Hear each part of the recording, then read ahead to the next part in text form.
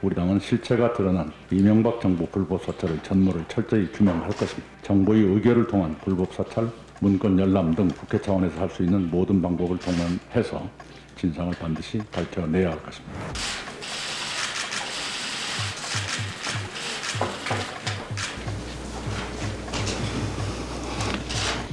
이명박 정부 국가정보원의 불법 사찰 의혹이 갈수록 점입가경입니다. 자고 나면 새로운 사실이 밝혀지고 있습니다.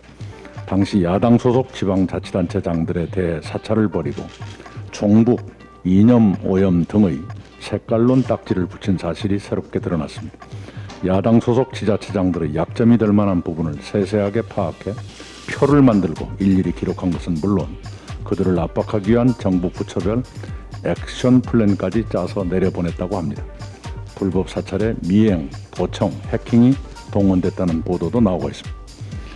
MB 시대 국정원 불법 사찰 의혹은 2017년 11월 시민단체가 사찰성 정보 파일 공개를 요구하며 시작됐습니다. 국정원이 그에 대해 비공개 처분을 하자 사찰 피해자들이 2018년 4월 정보 공개 청구 소송을 냈고 대법원이 작년 12월 국정원에 정보를 공개하도록 확정 판결했습니다. 지금 나온 사찰 정보들은 모두 법원의 판결에 따라 공개되고 있는 것입니다. 그런데도 야당은 선거를 염두에 둔 정치 공세라고 비난하고 있습니다. 그것은 지난 3년에 걸친 법원의 1심, 2심, 3심 과정이 모두 이번 4.7 재보궐선거에 맞춰서 진행됐다고 주장하는 것과 다름이 없습니다. 참으로 허무맹랑한 얘기라고 생각합니다. 그것은 마치 달도 해도 선거에 맞춰서 뜨거워진다는 얘기와 마찬가지입니다.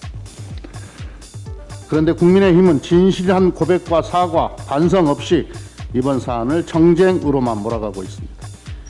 국가정보기관의 조직적 불법 사찰 행위가 드러났는데도 선거에 영향을 끼치려는 것이라며 정략적 주장을 펴고 있습니다.